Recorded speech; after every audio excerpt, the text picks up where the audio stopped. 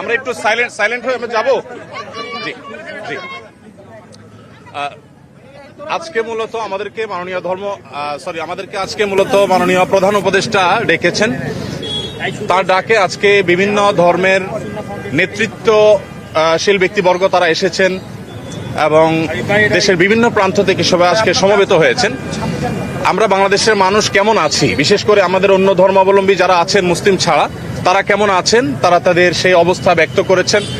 তো আমরা লক্ষ্য করেছি যে এখানে আমাদের মধ্যে আলহামদুলিল্লাহ চমৎকার ধর্মীয় সম্প্রীতি বজায় আছে। সেটিকে সামনে আরো কিভাবে ভালোভাবে ধরে রাখা যায় সেজন্য আজকে আমরা কথা বলেছি, সবাই মন খুলে সবাই যার যার মতামত ব্যক্ত করেছেন। মাননীয় প্রধান উপদেষ্টা মহোদয় তিনি আমাদের কথাগুলো খুব মনোযোগ দিয়ে শুনেছেন এবং তিনি বলেছেন যে একটি সুন্দর সম্প্রীতির বাংলাদেশ, যে বাংলাদেশে কোনো ভয় থাকবে না, সেটি গড়বার জন্য তারা কাজ করছেন।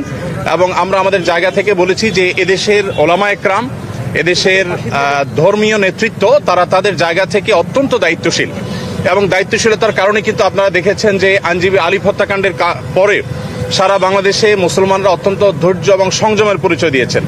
বিগত সরকারের শেষের দিকে আপনারা দেখেছেন ফরিদপুরে 2 জন মসজিদের নির্মাণ শ্রমিককে অত্যন্ত নির্মমভাবে অন্য ধর্মাবলম্বীরা হত্যা করার পরও গোটা দেশের মুসলমানরা অত্যন্ত সংযমের পরিচয় দিয়েছেন। আমরা এটিকে যেমন সাধুবাদ জানিয়েছি, ঠিক তেমনিভাবে এটিকে ধরে রাখবার জন্য সংগ্রাম চালাচ্ছি।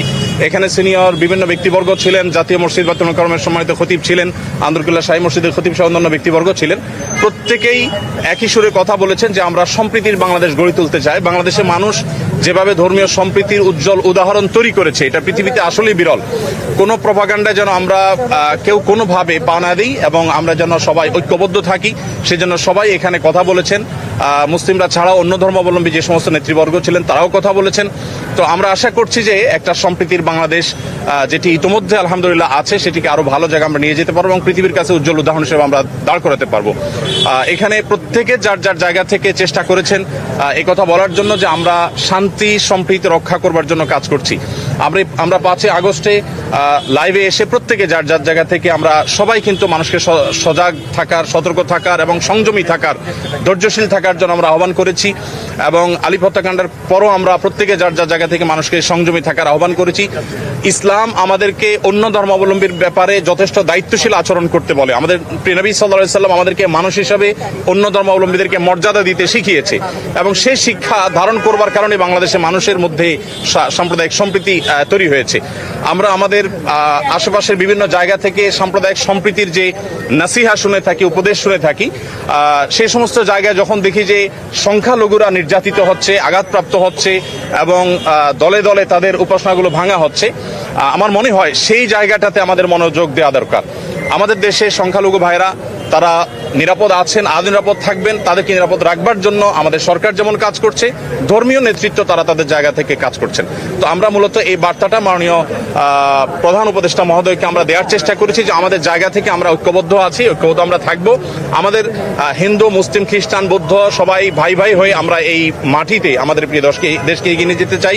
সেই জায়গা থেকে আমাদের মধ্যে কোনো প্রকার ফাটল নেই, আমাদের মধ্যে কোনো বিভেদ নেই। বিভেদ এবং ফাটল যারা দেখাবার চেষ্টা করছে তাদের সে মিথ্যা প্রপাগান্ডা যেন বিশ্ববাসী বিভ্রান্ত না হয়, আমাদের দেশে মানুষ যেন বিভ্রান্ত না হয়, আমরা সে বার্তাটি মূলত আজকে দেওয়ার চেষ্টা করছি। ধন্যবাদ। ভারতে বাংলাদেশের সহকারী হাইকমিশনে হামলার ঘটনা ঘটেছে এবং ভারত থেকে বাংলাদেশকে নিয়ে যে ধরনের অপপ্রচার চলছে, ভারতীয় আগ্রাসনের কথা বলা হচ্ছে, এই বিষয়ে কি বলছেন আপনারা? এই বিষয়ে কি বলবেন? এই বিষয়ে আমার পাশে আব্দুল্লাহ বিন আব্দুর রাজ্জাক আছেন, উনি ওনার বক্তব্যে বলেছেন, আরো বক্তারা বলেছেন, ভারতে বিশেষ করে আমাদের সেখানে যে সমস্ত সংখ্যালঘু নির্যাতন হচ্ছে আর সেখানে যে সমস্ত সহিংস ঘটনা ঘটছে, যেমন এই যে উপ হাই কমিশনারের হামলার কথা আপনি বলেছেন, এগুলোর কারণে আসলে আমাদের কথা বলা দরকার। আমাদের রাষ্ট্রীয়ভাবে মাননীয় প্রধান উপদেষ্টা মহোদয়কে বলা হয়েছে যে তিনি যেন তার জায়গা থেকে, সরকার জায়গা থেকে কথাগুলো বলেন। আমরা যখন আমাদের কথাগুলো বলবো না, তখন আমাদের উপর আরো চেপে আসা হবে। এই কালচার থেকে বেরিয়ে আসার জন্য আমাদেরকে আমাদের অধিকারের কথা বলতে হবে। আমরা আজকে সেখানে যে আক্রান্ত হয়েছি কলকাতাতে, তার বাইরে যে মুসলমানরা আক্রান্ত হচ্ছেন সেখানে, সেগুলো নিয়ে আমাদের কথা বলতে হবে। তাহলে সেক্ষেত্রে হয়তোবা এই যে আজকে যে পরিস্থিতি আমরা মুখোমুখি হচ্ছি, যে আজকে আমাদের উপরে চাপিয়ে দেওয়া হচ্ছে মিথ্যা প্রপাগান্ডা, সেটা থেকে আমরা উত্তরণের পথ হতে খুঁজে পাবো। জি, কোনো প্রশ্ন নাই।